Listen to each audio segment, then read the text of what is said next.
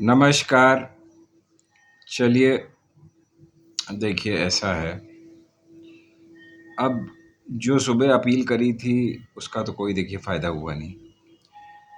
अब जो लोग नीतीश कुमार से कुछ उम्मीद कर रहे थे, फ़िलहाल तो कोई फ़ायदा नहीं है, बाद में फिर पलट जाए तो मालूम नहीं। वो जा कर के क्या कर रहा है? भैया वो मोदी मोदी मोदी के जो है चरण चरण चुंबक बन के उसके पैर छू रहा है। तो भैया जो इतना कमज़ोर इंसान है ना? एक चांडाल के जाके पैर छू रहा है, तो उससे आप उम्मीद करते हैं कि वो आपके लिए कुछ करेगा?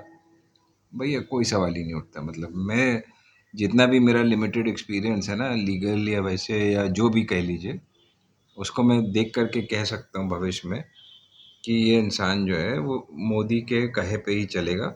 बिहार में भी यही यही करता रहा है। आप अगर देखो जो लोग कह रहे हैं कि मतलब मेरी समझ में ये नहीं आ रहा है, इतने सालों से ये चीफ मिनिस्टर है बिहार का और किसके साथ है ना? मोदी के साथ। एक ही दफ़े बस काम हुआ नौकरी देने का, कब हुआ? जब ये कांग्रेस और वो आरजेडी वाले गठबंधन में था।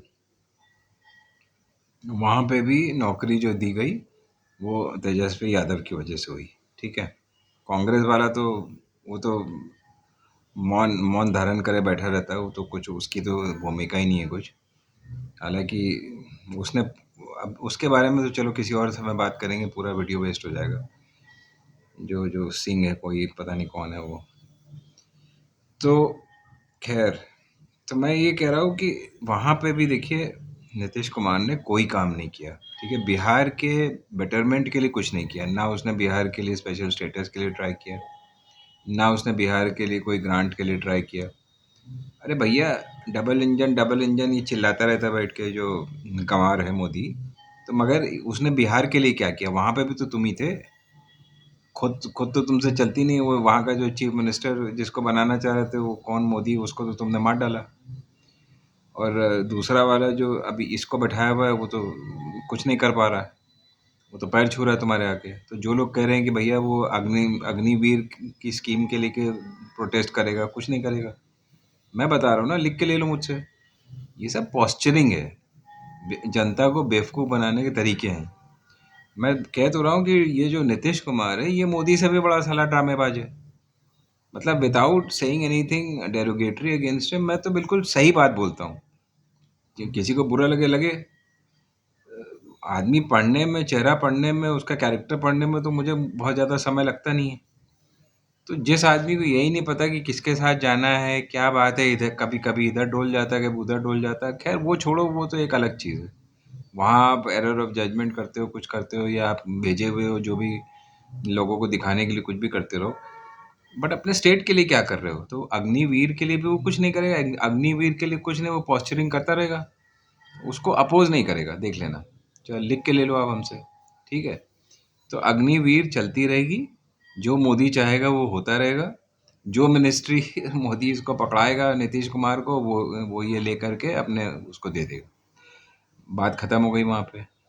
अब तो ये सब बेकार की बातें हैं। देखिए, अगर आप कांग्रेस गठबंधन या इंडिया अलायंस को चुनते, देखिए जो कांग्रेस का मैनिफेस्टो है, क्या मतलब उसमें हर चीज़ थी। वो अलग बात है, वो गँवार मोदी के समझ में नहीं आया, या समझ में आया मगर उसने उसको झूठा साबित करने की कोशिश करी। उसको मुस्लिम, प्रो मुस्लिम, पता नहीं क्या-क्या बक रहा था। वो तो पागल आदमी है, तो उसकी उसकी बात होगा तो कोई मतलब हमें मतलब सोचना ही नहीं चाहिए उसके बारे में, because he is a madman. सीधी-सी बात है।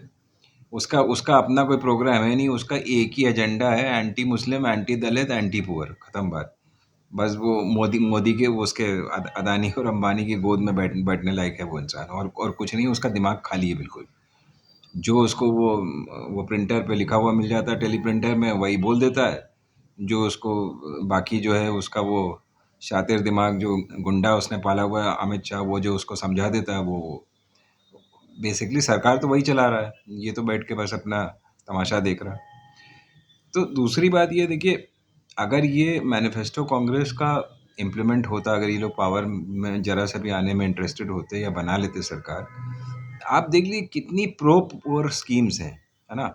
कि आप वो करेंगे, गरीबों की जेब में पैसा डालेंगे, युवाओं की जेब में जो ग्रेजुएट होल्डर्स हैं सब हैं, उसमें 1 लाख रुपए साल का, ये तो साला चवन्नी मोदी देने को तैयार नहीं किसी को, जो है उसका भी छीन लिए चला जा रहा है। 1 लाख रुपए औरतों के मतलब बैंक अकाउंट में जाएगा। और फार्मर्स के लिए उसने मतलब कह ही दिया था कि जीएसटी हटा देंगे सब फार्मिंग इक्विपमेंट पे, ट्रैक्टर पे हटा देंगे, यूरिया पे हटा देंगे, सब कुछ कर देंगे। और साथ में आपको वो दे देंगे, एमएसपी दे देंगे, मतलब स्वामीनाथन के हिसाब से। तो भैया तुम लोग को चाहिए क्या था? यही है कि थोड़ा उसको भरपूर जो अगर वोट दे देते तो ये सब चीज़ें आज आज आपको मिल रही होती या मिलनी शुरू हो जाती। बट वही है ना कि राम लल्ला के प्रेम में या जो भी है, पता नहीं किस बहकावे में आके, या इसने चीटिंग भी करी, चीटिंग भी धुआंधार हुई है।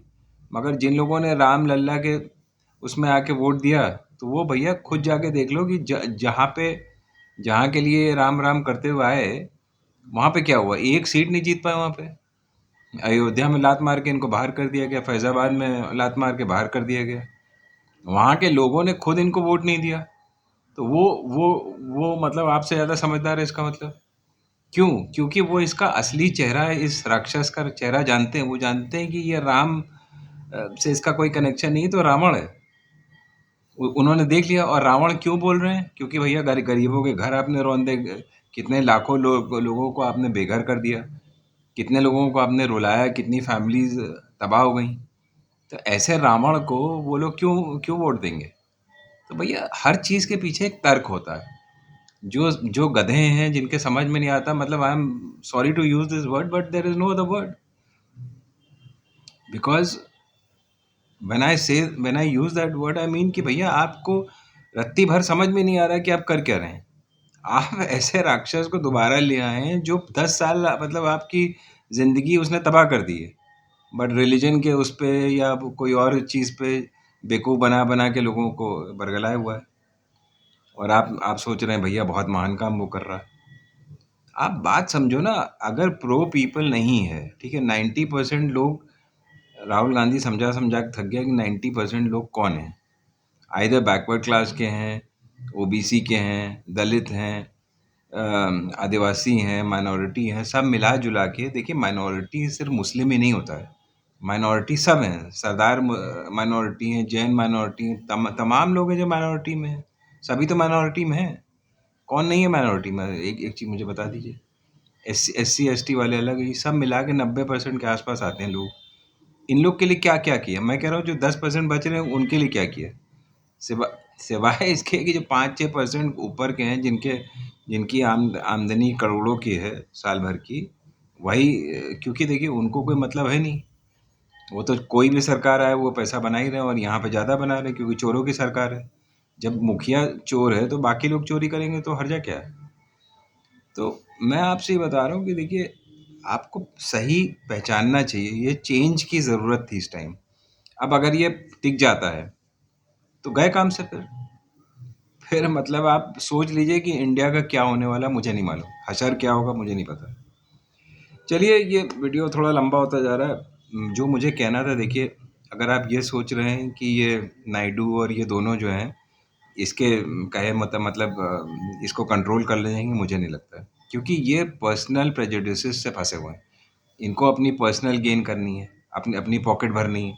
तो शुरू में तो यही सब करते रहेंगे। ठीक है, मिनिस्ट्री एक एक दो इनको फेंक दी जाएगी बंगी की तरह, मतलब वो जो भिखारी की तरह, सॉरी ये वर्ड मुझे नहीं यूज़ करना चाहिए था, भिखारी की तरह इनको मिल जाएगा और ये खुश रहेंगे। और फिर बाय द टाइम अगर आप सोचते हैं कि देखिए मैं आपको एक चीज़ और आगाह कर दूं, बिहार में अगर आप नीतीश कुमार को दोबारा ले आए तो गया काम से।